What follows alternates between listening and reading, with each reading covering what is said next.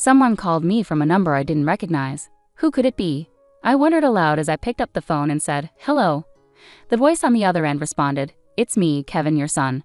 Look, I get that you and Dad aren't together anymore, but you need to start acting like a mom. I'm in high school now, and I can't keep dealing with your problems forever, okay?"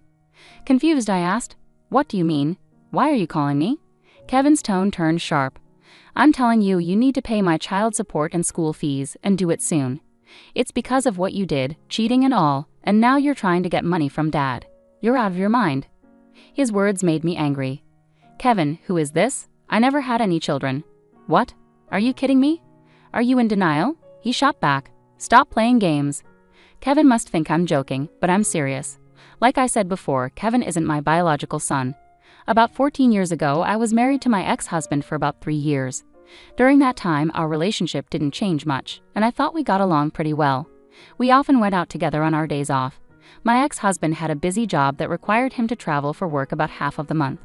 I knew about this from the beginning, so I wasn't too worried about it. The only thing that bothered me was the topic of children.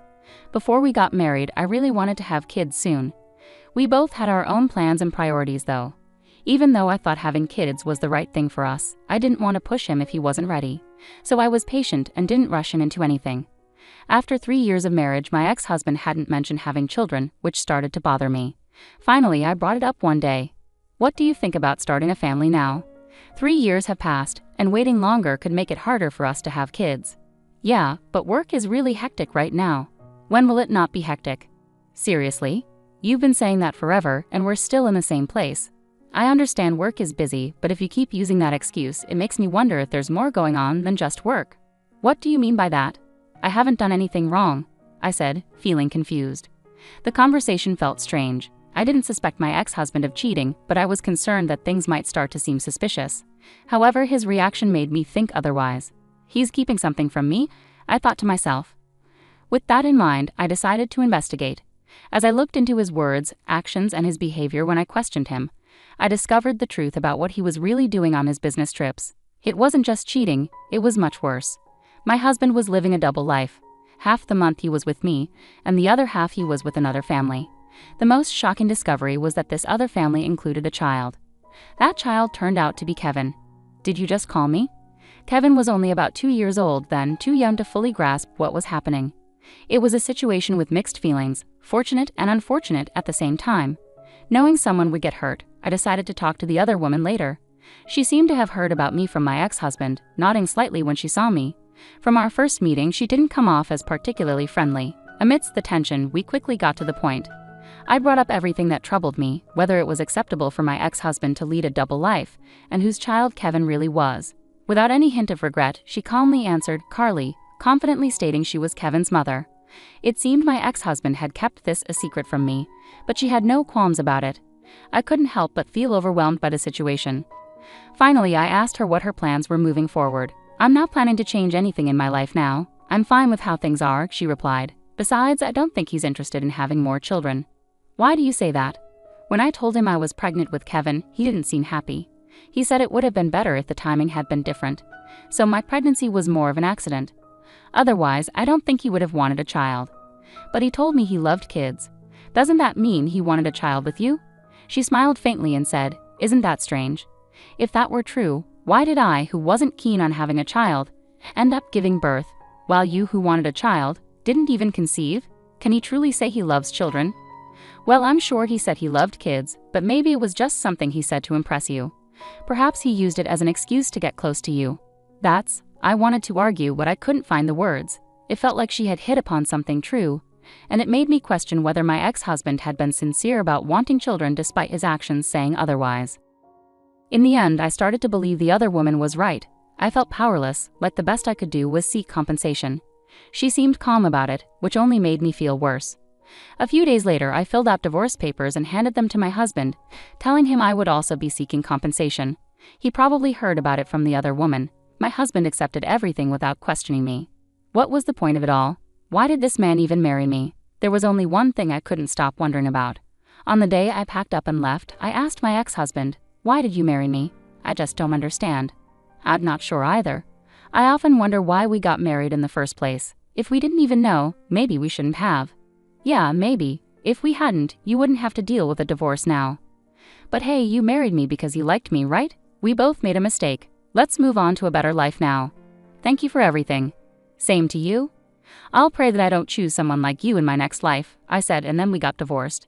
I became single again, changed jobs, and moved to a different state, aiming for a fresh start. It was a valuable experience for me to approach everything with a new mindset.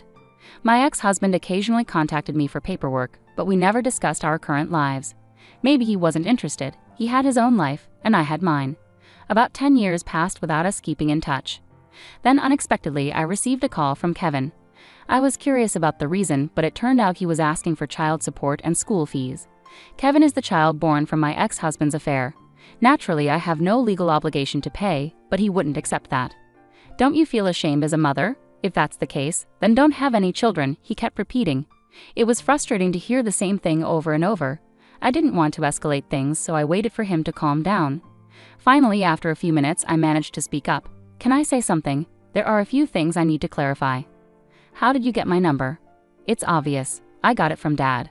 Our family hasn't been doing well lately, and things seem strange. Eventually, we couldn't afford tuition and other expenses. Because of that, I had to start working part-time. Dad said it was all your fault. That's when I started hearing different things about you, Mom, that you cheated on Dad and left without fulfilling your promises to pay. Until then, I hadn't asked much about the divorce, but now it all made sense. It's all your fault, he concluded. I see. I finally understood why he was so angry. If what he said was true, any kid would be upset.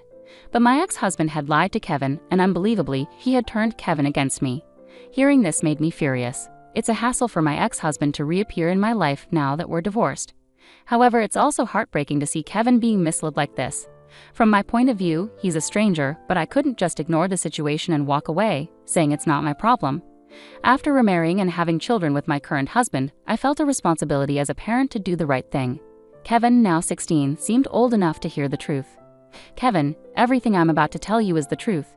If you need proof, like a DNA test, I can arrange it. Can you listen to me for now? I asked.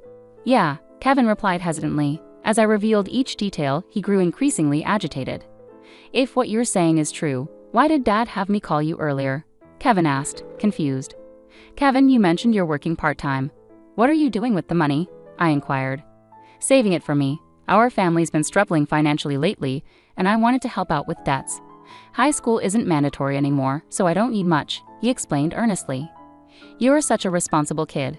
But have you ever wondered why, with that money, you can't cover your tuition and expenses? Well, sometimes my phone bill payment is late. I think Dad might be short on money. Is he working right now? He's working. He goes to the office regularly. I see. I have a bad feeling about this.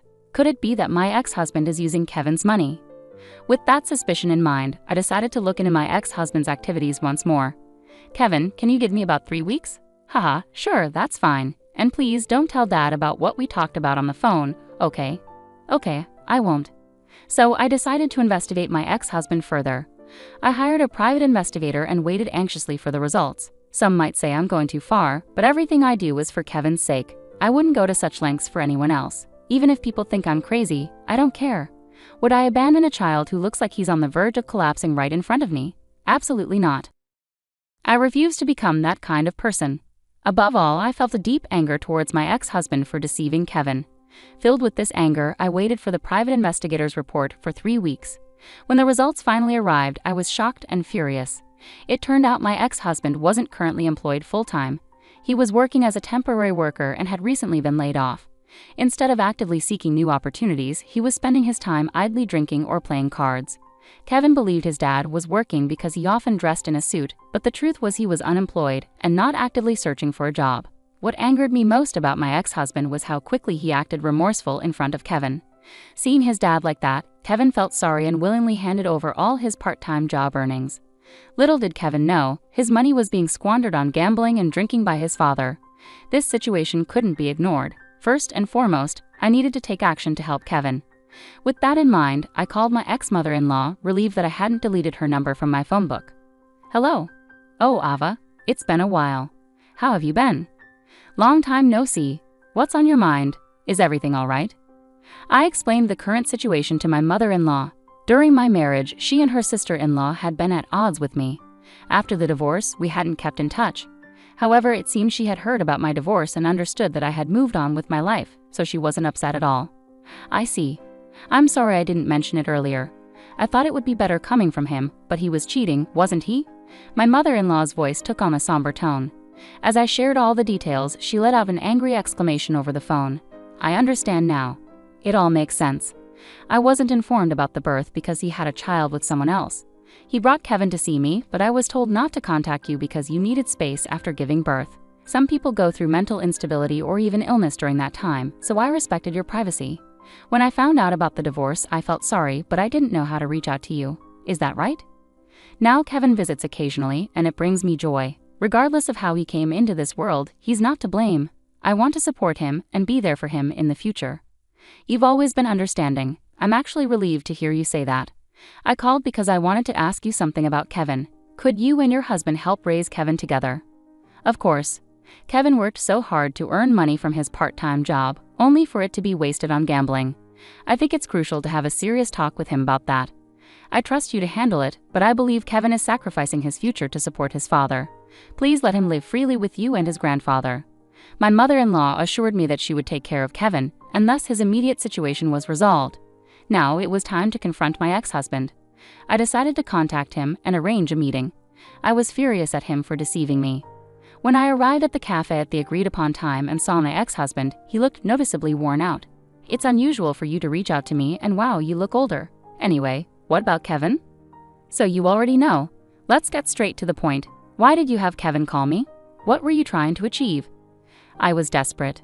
Money's been tight lately. I lost my job due to a fraud accusation, and Kevin's mother disappeared out of nowhere.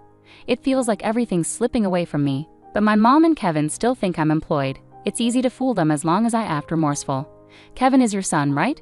Doesn't it make you feel something? He's such a dutiful son, giving me money. You won't find a more devoted son than him. I understand now. I feel relieved hearing you say these things openly. Suddenly, 3 people stood up from a nearby table and approached us. Huh? What's happening?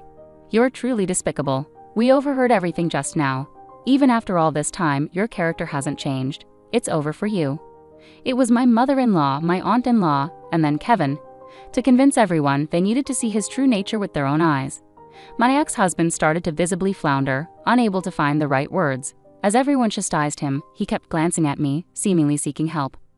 But even if you make that face, it won't change anything. You need to accept responsibility for everything you've done and recognize how disgraceful your actions have been. And with that, the incident came to a close. Since then, my ex-husband faced criticism from my mother-in-law, aunt-in-law, and father-in-law. He was pushed to find work and eventually secured a job at a construction site through my father-in-law's connections.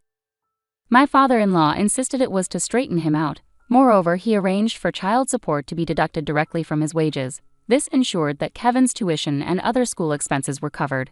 Kevin has since been living with his grandmother. While I remain deeply disappointed in my ex-husband, he has apparently shown kindness to my mother-in-law and father-in-law. Kevin continues to be a kind-hearted child through it all. I'm still uncertain if my actions were entirely justified, but there's no denying things have improved. My greatest wish is for Kevin to find happiness. As my mother-in-law wisely said, a child born into this world bears no guilt.